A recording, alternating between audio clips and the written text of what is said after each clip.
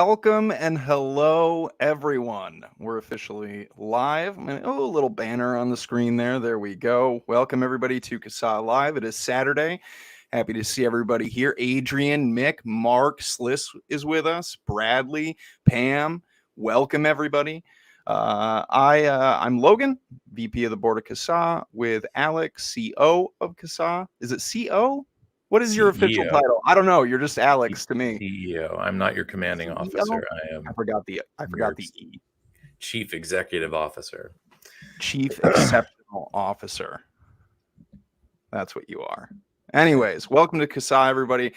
We have a whole lot of stuff to discuss today. We have a special guest, Martin Cullip, with us as well, and a whole bunch of legislation towards the end of the show to discuss. So this is really about the WHO's FCTC COP10, which is just a whole mess of acronyms, which I'm going to see if I can remember this correctly because I asked Alex to verify this earlier. This is the World Health Organization's Framework Convention on Tobacco Control's Conference of Parties 10. Did I get that? Good job. Yes, excellent. Wild. It's just too many letters, man. It's just too much.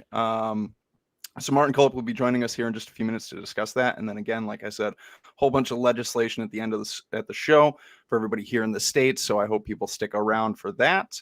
I guess that's kind of the intro here, huh? I guess we're ready to go. We can get right into it. We can get right into it because our guest does not have a lot of time and has been gracious enough to join us. So we're going to roll that beautiful bean footage and get right into it today. Ready? I'm ready. Do it.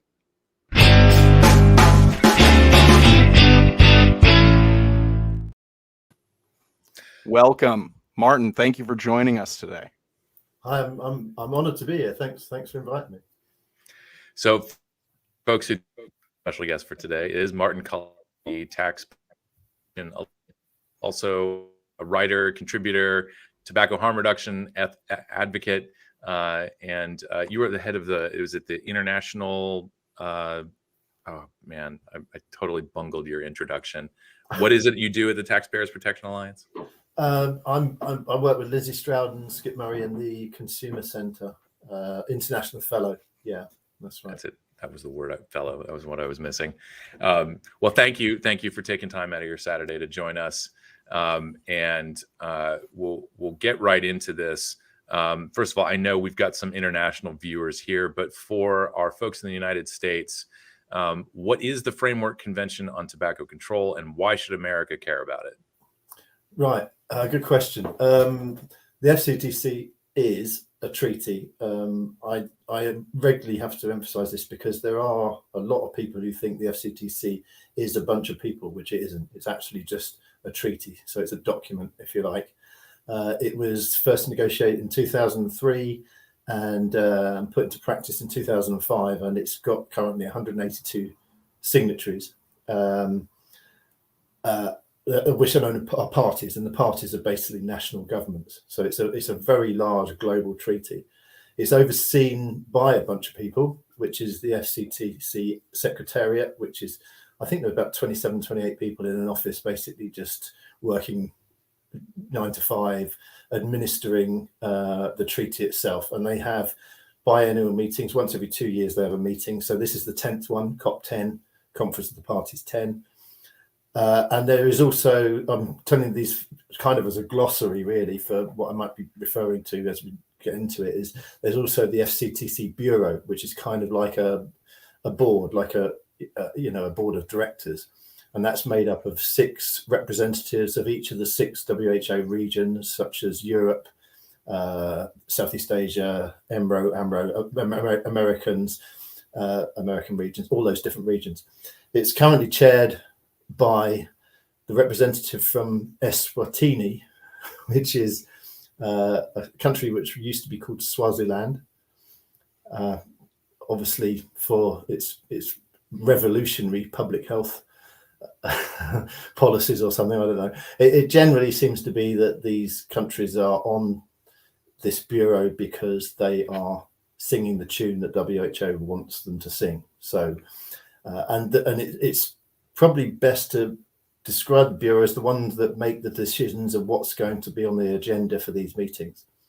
The Bureau it liaises with regional coordinators who spread their sort of information to all the regions, and in each country there is someone who's responsible for receiving that information, sending it to the national governments, and then sending the information back to the Bureau of the responses from the government. So they're quite important with the Bureau.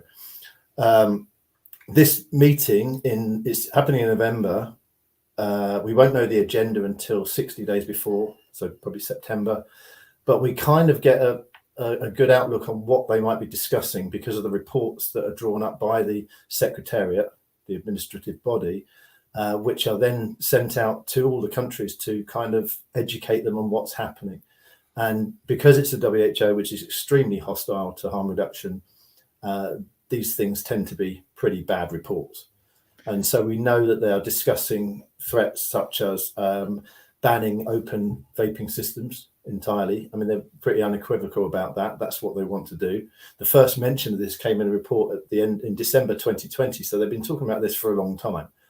They've spoken about banning flavors, banning nicotine salts, redefining smoke to be something that is any visible aerosol that's created by a thermal heat source. So basically vapor from a kettle, they would class as smoke. But the reason they want to do things like that is because they want to draw products such as vaping products, heated tobacco products into the remit of the treaty itself, because the treaty is pretty rigid in how it's written. It was written and ratified by all these countries back in 2005. They can't rewrite it. They have to work within the terms of the treaty. So if they can make it that vaping products and heated tobacco products produce smoke, then it can meet the terms of the treaty itself, which say that the focus of the treaty should be on reducing the harms from tobacco smoke, not nicotine. So this is, they have a bit of a problem with this treaty, that they can't jemmy vaping into this without trying to bring it into the actual remit. How can you class vaping as tobacco smoke? Well, you have to somehow do that if you really want to apply the regulations, all the articles of the treaty onto vaping. And that's what they want to do this. Let's not sugarcoat it. This is what they want to do. And the only way to get these people, you can't write to them. They have the meetings behind closed doors. They refuse any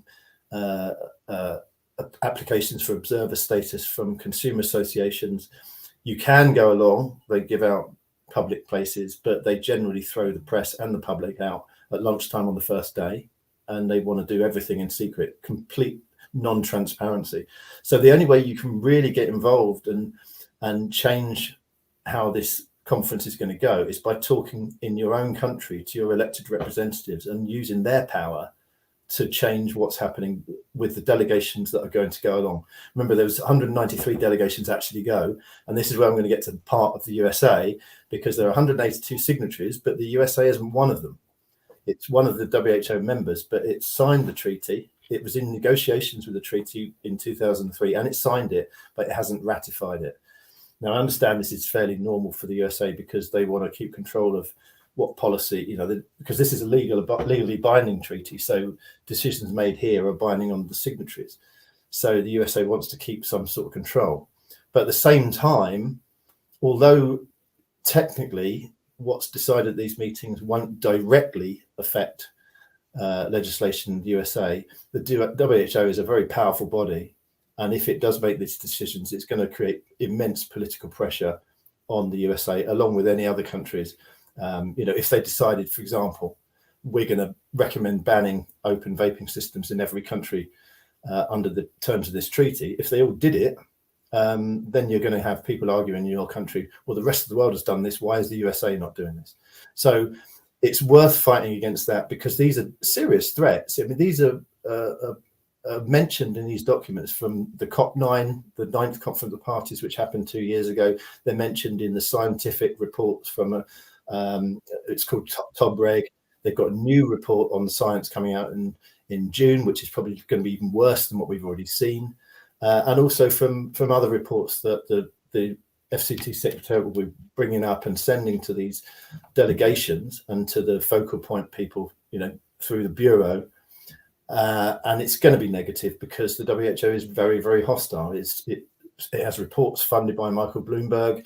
It has delegations sent from Campaign for Tobacco-Free Kids and others. So it's something worth fighting for. And I'm trying to talk to consumers in as many different countries as I can to say this is something we should be doing, and we should be starting it now while they're forming their delegations, before they send them off to this meeting with their government positions already sorted out. Does that make sense? Yes, yeah, absolutely. And we've been talking about this for a couple of days, and when we talked about having you on and talking about COP10, for our part in any of this, and really what CASAA does is engaging our consumer membership. And so, just so everybody who's paying attention to the live stream today, we will be working on putting up a call to action and giving people advice about who to contact, why you should contact them. And a lot of this gets into, the fact that even though we have not ratified this treaty, we do have a leadership position in this conference of parties. And it's not just the official delegates that we send, but our NGOs as well. Campaign for Tobacco-Free Kids will send a delegation. Vital Strategies will send a delegation. And so, there is this dissonance here between what the WHO and all of these participating countries want to do, which is to just eradicate tobacco use, which is absolute fantasy, and then what our own FDA has said by way of product authorizations, especially when it comes to the sort of creative sciencing that they seem to be doing with redefining smoke. And thank you for the notes that you provided beforehand. If I'll just, read a little bit here, part of the FCTC, now you've got me all like, okay, I'm not talking about a body of people, but part of what the Secretariat is talking about is, heat not burn products. Those aerosols generated by chemical reaction involving heat are termed smoke. Can aerosols of novel and emerging tobacco products qualify as tobacco smoke? Yes. Thus, strictly speaking, visible aerosols deriving in whole or in part from thermally driven chemical reactions qualify as smoke, even when combustion is not evolved. And I just took that and juxtaposed with the FDA's explanation of granting a modified risk order for IQOS. And they get into, I'll just quote right from their paper, the low temperature in the IQOS system, which is roughly 350 degrees Fahrenheit, the lack of an exothermic process, the similar levels of HPHCs as harmful and potentially harmful constituents in the presence and absence of oxygen, and the low level of nitrogen oxides in the aerosol of the IQOS system with heat sticks suggest that combustion does not occur in the IQOS system with heat sticks when it is used as intended. There is, and this is in bold letters in their write-up, there is sufficient evidence to support the following statement: the IQOS system heats tobacco but does not burn it. That's direct from our FDA. And so, and also kind of, it's touching back on why Americans should be concerned about this and can get involved, is that we have representatives from HHS that go to this meeting and should be very vocal about the non-scientific way, although it sounds very sciencey what the Secretariat is doing in their justifications. But ultimately, they're not doing anything different than what the state of New Jersey did, which was basically say, well, if it looks like smoke, then it's smoke, and we're going to ban it everywhere. Yeah, absolutely. And also, you've got to add that they're also talking about changing the definition of smoking cessation as well on the back of this redefining smoking, and they use it in terms of heated tobacco and saying these aren't proven to be smoking cessation products. But even if they were, they're not. We wouldn't approve them for smoking cessation. Sorry, let me explain that. They say that they haven't been proven to help people quit smoking, But even if they were, we wouldn't class them as smoking cessation because they still contain nicotine. So that's the agenda that they're pushing for, is that they're not looking, as the terms of the treaty say, to fight the harms of tobacco smoke. They're now trying to bring nicotine into the arena and try and go for a nicotine-free world instead of a smoke-free world. So that's kind of the direction of travel that they're aiming at with this meeting. Yeah, and so I think that was another bullet point that you brought up here in the in this kind of notes that we looked at before, and also I think so. There's a couple things here that go hand in hand. They want to restrict or prohibit the use of nicotine salts, and then on top of that, or in addition to that, I guess establish some sort of global product standard where all vapor devices deliver the same dose of nicotine or aerosol or both. I don't what. Yeah, this is talked about a lot. There's a scientist called Thomas Eisenberg who's funded by the FDA, funny enough, and he's written a lot of research about this thing called nicotine flux. And that is where they want to regulate the emissions of vaping products. So they don't want to restrict batteries. They don't want to restrict the levels of nicotine, because they think that's a pretty pointless thing to do. Because what part of the reason they want to ban open vaping systems is because we can change the level of wattage in the devices, and we can change the level of nicotine depending on how much nicotine we want. They want to regulate so that you can only get a certain amount of nicotine as the end user. So they call it nicotine flux, and they want to regulate on this basis. So they would basically say any devices would only be allowed to deliver a certain amount of nicotine over a period of time. So that would mean regulating the battery. Well, they'd like to get rid of open systems altogether, but regulating the battery strength, the nicotine strength, I mean, every aspect, so that all products would effectively be the same. They mention in their reports that they'd like to restrict the amount of the puff duration. They'd like to put an interval between puffs, which you can't get around with the device. They want to stop you inhaling the nicotine that you would find personal to you and what works for you, because they want to regulate it and they want to standardize it. That means regulating every aspect of the device, and they call it nicotine flux. And they've all of these reports that I've looked at, they all mention this in many places. There are dozens and dozens of mentions of nicotine flux in a number of different documents. So this is something they really think is a goer. This Thomas Eisenberg has done a lot of research about it. It seems to be something that the WHO is quite excited about, and I'm pretty sure that's going to be debated and discussed at this meeting in November.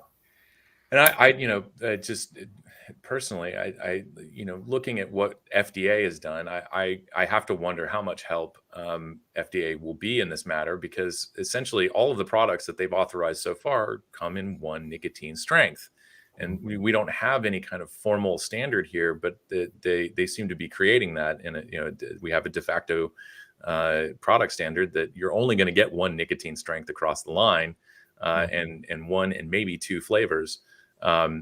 So it's, which I think speaks to one of the reasons why we, above and beyond the fact that we want to retain, the United States wants to retain control of our policies, that we are not a signatory to this because we've already implemented a lot of the things that FCTC is looking to do. Yeah, that's right. The WHO does have influence, even though, like you said, the USA hasn't ratified it. They still follow guidance from the WHO and will implement things if they're recommended by the WHO, if the USA decides it wants to agree with it. But at the same time, in 2017, the US did come out and nail its colours to the mast of harm reduction, didn't it? And they were saying that this is something that we should look to for helping public health in the USA. So if the WHO goes too far, we would hope that the US would stand up and say, no, we disagree with that. Because although they are they haven't ratified, the US hasn't ratified the treaty, it still has a lot of influence. It's allowed to speak in the sessions. It's a major funder of the WHO, so it has a lot of power in that respect. The only thing it can't do is vote, basically. It can act like any other party, but it can't vote. But there's no voting anyway, because the whole thing is done on consensus. They basically get to a position that everyone can agree with, and then they say, yeah, we're all happy with that, that's it. So what we would ideally like is for the US delegation to go along, and if, so, I don't know, say the UK or the Philippines or any other country stands up and says, listen, you have harm reduction mentioned in your treaty. We want to know what that is. We need you to respect that and adopt it and use it. And the USA should really, if it's following the official FDA policy, say, yes, we agree with harm reduction too. So that's the kind of thing we'd like US citizens to try and get the delegation to do, to stand up for those things. They can speak in these meetings. They can just if someone mentions it, back them.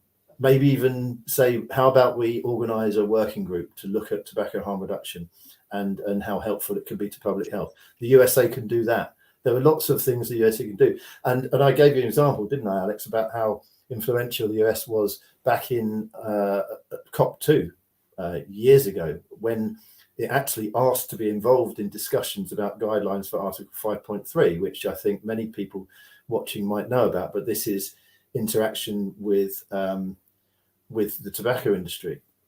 Article 5.3 was extremely restrictive, but the US came in and said, and massively toned it down, significantly toned it down. They were involved in all the meetings to do with developing those guidelines, and it's consistently misapplied now to say that no one can talk to anyone from industry, but that's not the case. What it actually says is that if governments talk to industry, they have to be transparent about it. And the USA were instrumental in making sure that wasn't worse than it was. So they can get involved if they want to, and they're allowed to get involved if they want to. So, what we'd like the delegations to do is in these meetings, they can speak positively about harm reduction. That's because it is official FDA policy. Back any requests to ensure that harm reduction is acknowledged in these meetings, and speak in support alongside other countries as well. So it shouldn't be too big an ask, really, that as they're not, as they haven't ratified the treaty, the US can say just about whatever it damn well likes. It's unaccountable, and it's very powerful because it's a big funder. When the USA speaks, there's not many going to oppose them, and it could also help influence low income and middle income countries, where they take a lot of guidance from WHO. A big country like the USA coming out and saying something in favor of harm reduction can really help to influence some of these smaller countries to think, maybe we should look at this. So it's a very important country, even though you're not actually officially ratified the treaty. Yeah, I mean, it seems like the easiest thing for us to do. All we have to do is point to things that FDA has already said. That's, they're the regulator in charge of authorizing or denying these products, and are charged as being a scientific organization in reviewing those things. And our Tobacco Control Act, which I'm sure at the time kind of went maybe even a little further than what the WHO was able to do. We actually have a law that not only spells out who is supposed to regulate these products, but an acknowledgement of harm reduction, and that there is a pathway for manufacturers to make those claims and market their products accordingly. And the other thing, I know that you brought this up for people who haven't seen it yet. You were on Regulator Watch with Brent Stafford a little over a week ago. Excellent piece. Recommend, when you're done here, if you want to learn more, go check that out as well. But one of the things that you talked about was that I guess the FCTC is somewhat unique in the fact that industry is so restricted from participating. I mean, even climate treaties involve industry, and I mean, I know the answer, but this is an interview of you. Why should industry be more involved with this, and why should industry be involved in sort of world changing, society changing type treaties like this? Well, yeah, this is an unusual treaty in that respect, that industry is not involved, consumers are not involved. You know, we've all heard the term "nothing about us without us." This is a widely accepted practice in medicine in general, that consumers and people afflicted by policies that come out of these things should be consulted. And yet the consumers are completely locked out. No one is allowed to go. Industry is shunned completely. There's just an absolute paranoia about anyone seeing what they're doing.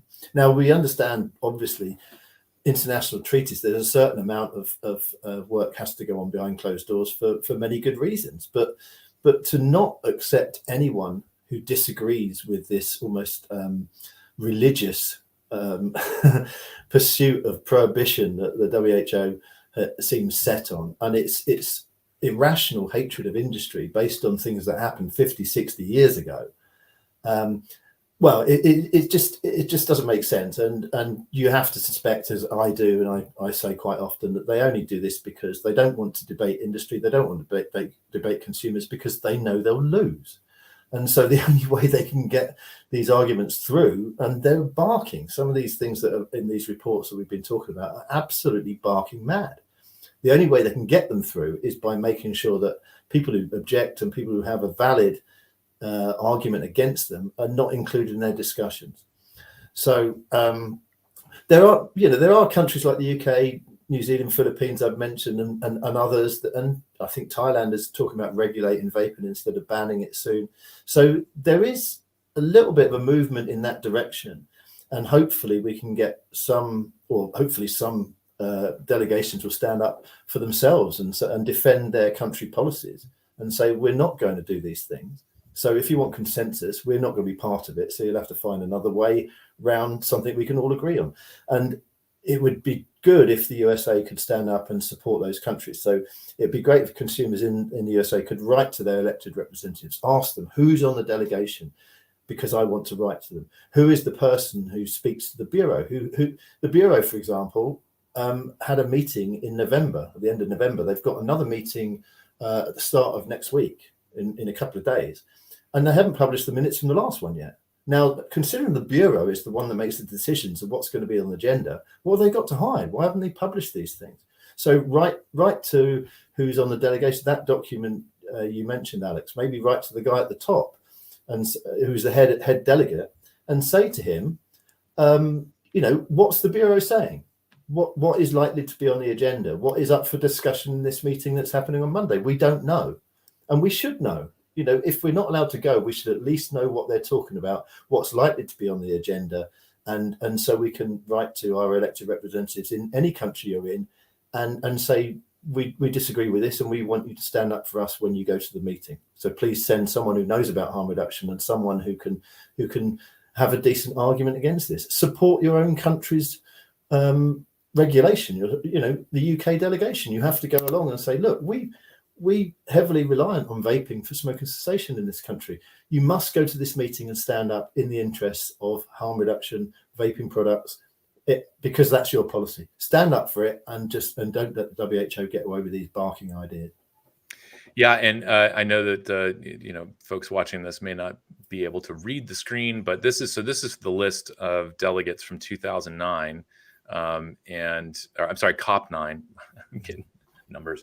But we have, we've got folks from the Department of State and CDC, CDC and FDA, Center for Tobacco Products. Someone is represented there, and so I'm sort of working through this list and finding out, best ways to contact, and we do plan on getting an engagement up probably in the next week or two to start getting people going. But before we let you go, and I'll get to the legislative section of this. Might be a good lead into this.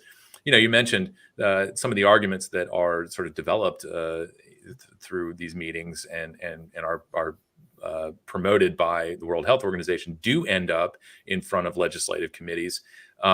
What, if any, of these arguments have you heard and seen in some of the testimony that we've done around the country, and are lawmakers buying this? Well, I've done a few state hearings. You guys are immense. You understand the system better than I, but I try and do some, and I watch quite a lot when I'm not actually speaking. And one thing that comes up regularly is a reference to WHO. The American Lung Association, American Cancer Society, Tobacco Free Kids. They'll all be there, and they will cite the WHO and say the WHO says this about vaping. The WHO says this about flavors and what have you. So if the WHO is allowed to get away with some of these proposals and they put them into decisions and declarations, then that's just going to be more ammunition that these people are going to use at state level to throw at legislators to say, they'll just say, look at the WHO, this big organization. It's a massive organization. They look after the world. They cradle us and look after our health. And they say these products. They say we should ban flavors. They say open systems should go. They say nicotine flux. They say ban nicotine salts. And if these decisions come out at the end of COP10 in November and they are not looking good, then that's just going to be open season, isn't it? State hearings across the USA. Yeah, and then maybe one final question, and then we'll open it up. I think we've got a few in chat, and I promise we'll just a few more minutes. Is there anything built into the FCTC in terms of, I would say, post-market surveillance? Is there any requirement that member states are studying the effects of these policies and reporting back to somebody, or is it just they've just decided that this is going to work and there's no need to monitor it? The reports, the Tombreg report, which is the scientific evaluation that they do, is basically their scientists, and they cherry pick a lot of their studies. They do occasionally say some fairly positive things about vaping. For example, they acknowledge that flavors are useful for adult smokers wishing to quit. But at the same time, they say attract kids, so therefore we should ban them. They accept that nicotine salts deliver nicotine more effectively than freebase nicotine, but they only see this as a threat because it can addict young people and people who've never smoked before. So they're always looking on the downside. There's nothing really about post-market surveillance, which is why I said it would be great if the US would suggest a working group on tobacco harm reduction to properly evaluate the science, and that would probably rope in that post-market surveillance. You said you could say we could look at this country where they've done this approach and this country where they've prohibited things, and then have a look at what's happened with that. And we know that they will find that there'll be bigger declines in smoking in those areas where they've allowed vaping to work than in the ones where they're prohibited, where you'll just end up like Australia with huge black markets and all sorts of chaos. So, that's something that the USA, it would be great if the USA suggested something like that. Whether they will or not is maybe me being fanciful, but they have the power to do that. And that's something that really could be useful.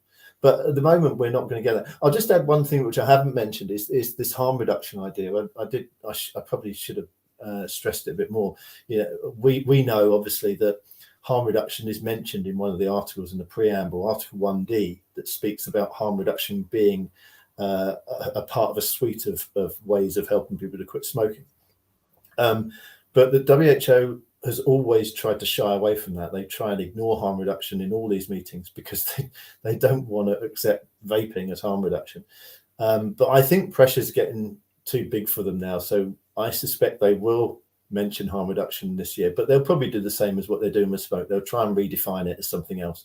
They'll probably talk about harm reduction is prescription model. Yes, you can have your vapes, but they have to be on prescription. They're going to have to be about 4 milligrams maximum. And they've got to jump through even bigger hoops than the PMTA process. They have to be, medically licensed or something. I expect that's the sort of thing they'll do. So really, if the FDA and if the USA government truly believes that harm reduction is something, and they have, I know it's not many, but they have regulated or authorized some products, so they must somewhere believe in the bowels of the FDA that these products can be helpful. They should be going to this meeting and standing up and speaking in favor of harm reduction because it's part of their policy, and all we have to do is get them to do it. and just say, go along to this meeting. And when all these stupid proposals come up, say, no, we ain't doing that. Be America. Just say, no, we ain't doing that. Nice. Well, I know I saw a few questions stream by, Logan. I really had one that I wanted to highlight here from Janine. Earlier, we were talking about nicotine flux and this kind of global product standard around these products. And Janine said that's crazy. So no one would have the ability to step down their nicotine. And I think that's something that, you know, is one of the pillars of what makes vaping work so well, is that people have that ultimate control. Somebody can switch from smoking to a high milligram product, and then they have the ability to then, alongside with open systems, step down their nicotine if they choose to, or even ultimately down to zero, and then, you know, quit altogether if that's their choice. This kind of global product standard around making all of these products the same, delivering the same amount of nicotine at a certain rate for a certain puff duration, whatever, eliminates that possibility. Right? Correct? Yeah, it's a control thing. They want to control everything, basically. And that's you know, public health generally, you know, across all different policy areas. They want to control. They want complete control. So this would give them complete control. They could say, we're going to control the emissions from these products. It's kind of similar, you know, over there. I don't know. You don't. Okay, you've got this PMTA process going on, but before that, you had products that are not allowed to be sold in the EU because we have this cap of 20 milligrams on the nicotine strength, whereas you had the dual products were 50 milligrams. And when I went to America, I was having to buy bags of them to bring back to UK vapors. So that at the same time, that had the same effect. It stopped people. You know, I quit first using, I think, 30 milligrams. So it probably wouldn't have worked for me back in before the TPD came out, the EU's Tobacco Products Directive. And there are a lot of people who vaping doesn't work for now because of that cap. And you know, I'm down to about 16. I don't think I'll go any lower. I quite like my nicotine, but you know, I started at 30. So that nicotine cap will stop many people from starting on something which helps them quit smoking and then dialing it down. But with this, I mean, I have to stress, we don't know what the level of emissions will be, but likely it's going to be very precautionary if it's coming from the WHO. Sure. The first, when we were fighting against the TPD originally in 2012, around then, there was this the first thing they wanted to do was reduce the amount of nicotine to 4 milligrams. So 20 milligrams was actually a bit of a result in the long run. But yeah, it would be exactly the same thing. They want to control everything that comes out of a vaping product, and they specifically mention closed systems. They're very anxious to get rid of open systems because you can put your own things in it and you can modify how the thing works. They don't want you having any control over anything. They want complete control of what comes out of the cigarette at the end of the day, and they think this nicotine flux is the way to do it. So yeah, it wouldn't help anyone step down. You couldn't even start on something high, but I don't know. They might start on 20. Let's be generous to them, but it's likely to be less than that, isn't it? There's a push. It's a completely different show, but and probably not for the USA. But there's a push at the moment with regulations in Europe to try and force manufacturers to drop that to 15 milligrams, so via taxation. But that's a different thing to talk about. So yeah, I expect it would be on the low side rather than the high side. Yeah, it seems we've to already be seen, you know, we've seen the nicotine cap bills here in the United States. I think 36 or 35 is kind of where they've landed in a lot of these. I don't know that we've seen any of them pass, but I think there was one in Alaska that came up this week. So certainly already trying to do something similar here in the United States. I say it seems, you know, the major components around, you know, vaping that seems to be the most appealing, I think, to people who smoke are the things that they're trying to eliminate, you know, outside of sensory things, olfactory, you know, oral fixation, visible, aerosol, whatever. Outside of those things, everything else, the flavors, the adjustability, customization, nicotine strengths, those things that are really the pillars of what make these products so appealing and satisfying to people. Those are the things that have to go. That's what's unacceptable. One of the other comments, and I just wanted to thank Christy for this. We were talking about the delegates going, and Christy said, "Send Logan." No, don't send me. There are people far better equipped to do this than me. I would love to go and be a fly on the wall for all of this, but other than that, no. But thank you. You could ask, what I think Nancy Lucas down in Southeast Asia is asking is you can put, any delegation can have as many members. I think Philippines last year had 51 people went there. Wow. Some have 2 or 3, some have lots, but they can choose. Each government can choose who wants on the delegation. They could have a consumer on there, which Nancy is asking for, but at least have someone who's an expert in harm reduction on it. So that could be included. I mean, look, I'll throw my hat in. Don't just send bureaucrats. Send someone who knows about the subject. Send someone who has a knowledge of harm reduction, who has knowledge of the real science behind it, not just what the Secretariat is picking out, cherry picking to send to the delegation. Send someone who's actually an expert in this subject. Yeah. Well, I think and that's a good place to wrap things up. Thank you for spending your Saturday with us, and we'll let you get back to not being burdened with all of this nonsense, at least for a few hours. And just so everybody knows, the result of this conversation is us getting a better idea of how we can connect all of you with our lawmakers or people in the delegation, and make sure that we can encourage them to be supportive of our friends around the world, supportive of harm reduction, and supportive of people who smoke, who want to, just live a better life. Yeah. And so look for that in the next couple weeks. But unless we've glossed over anything or not addressed anything to your satisfaction, Martin, we'll call it a day for you. And thank you again for coming on the show. No, it's been great. Thanks very much for inviting me, Logan and Alex. It's been really good. It's great speaking to you. Yeah, thank you. It's been a pleasure, and we appreciate your time. Really quick though, before you go, where can people find you? Are you on Twitter? Are you on social media where people could follow you? Maybe if you're putting out other information about this going forward, people would like to hear what you have to say as well. Yeah, I'm on Twitter as @NannyFreeState because I'm not too keen on the nanny state. So and I've been not a fan of the nanny state for a long time now. so it's easy to remember. Nice. But yeah, well, thank you again so much. Right. Yeah, appreciate it. See ya. Martin Cullip, everybody. Yeah, wow. COP10.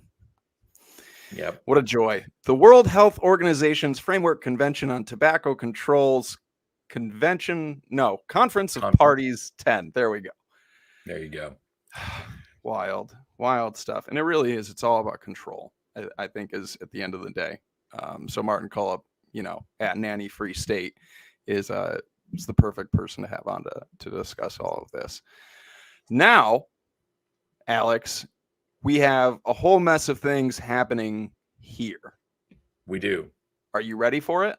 I'm ready. I have more bean footage. Do the beans. Roll it.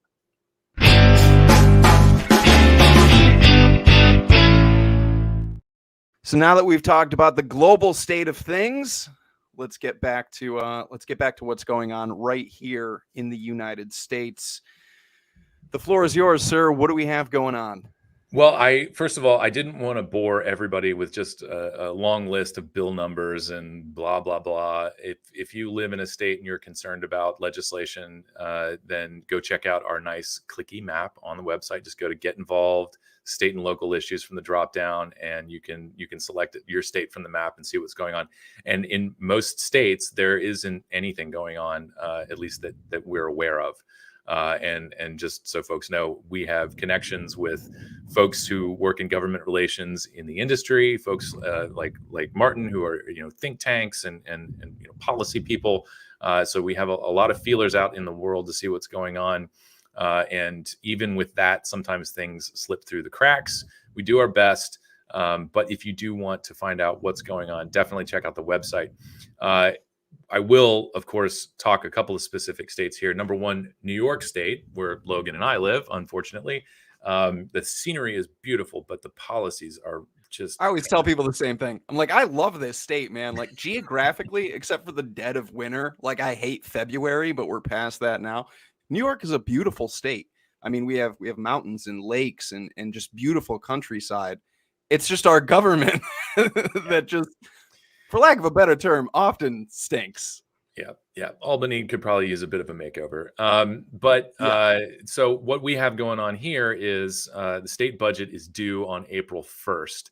And just like what we saw in 2020, there is an anti-tobacco harm reduction language. There's a section, it's Part O in the bills. There's an Assembly and a Senate version. And I have not checked up on it today, but the last time, which is earlier this week, checked in, there were some amendments to the tobacco language, I think, that exempted some of the combustible products, probably gave some special treatment to cigars, but they have left in a flavor ban, which will apply to everything. So if you like nicotine pouches like I do, those flavors may be prohibited in New York State. Doesn't mean you can't buy them, just means you can't buy them legally. And of course, vapor is already banned in New York. But what happened in 2020 was they left that little kind of exemption for any product that receives a marketing order from FDA, which is an appropriate exemption. We don't want to see states banning flavors, but deferring to the federal standard is sort of customary. And if you're going to be a jerk about it, at least do it properly, which is deferring to the federal regulator. That is the agency that's going to review product applications and make a determination whether or not these things should be sold. The state doesn't do that. The state's not going to do that. And so it's really not the state's place to just indiscriminately ban things before scientific review. That is the proposal on the table in New York, as far as I know. I could be completely wrong about this too, because the budget process in New York is notoriously opaque. Public hearings in this state are by invitation only, which is sort of the antithesis of a public hearing, other than, I guess, you can watch. You just can't really have much input unless you directly contact people. So we currently have a call to action for New York State about this budget language. If you live in New York, definitely get those email fingers going, edit the letter, tell your story, customize it as much as you can. If you don't have time or you just don't feel like writing, then you can send what we've written, and we hope that our arguments are persuasive. And also on one area I will give New York State some credit is on the Senate website. You can go and comment directly on the bills.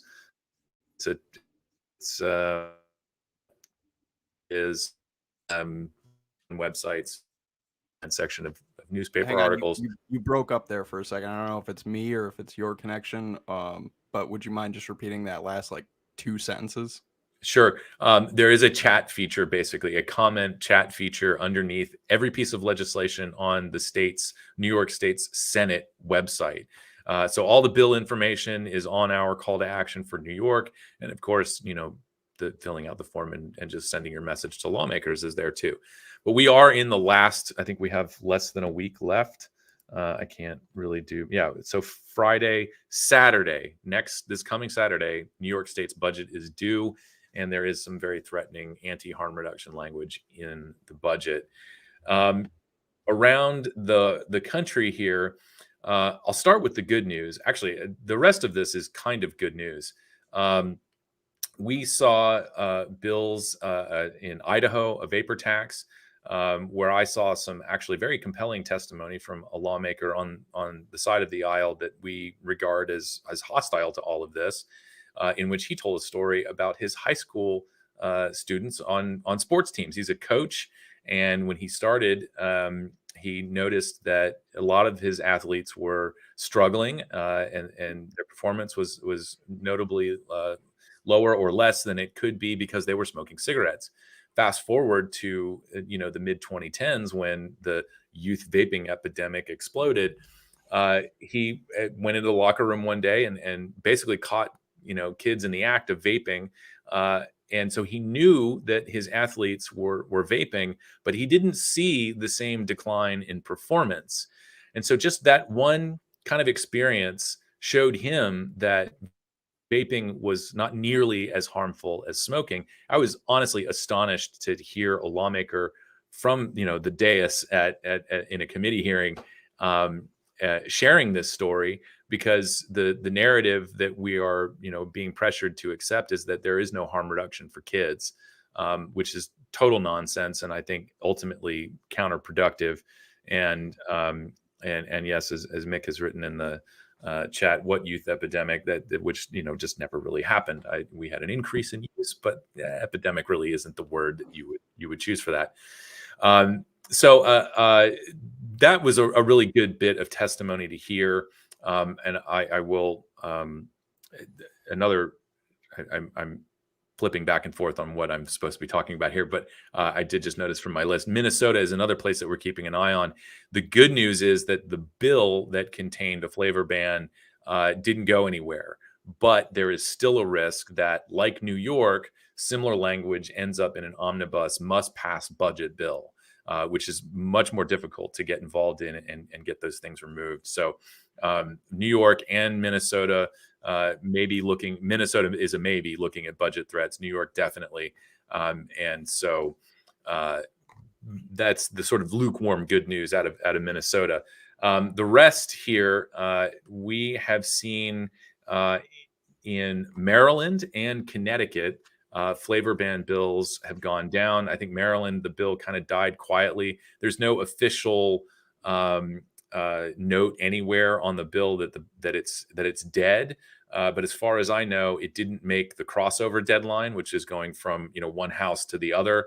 It's not scheduled for any hearings, and so it appears as though SB 259 in Maryland is done for the year.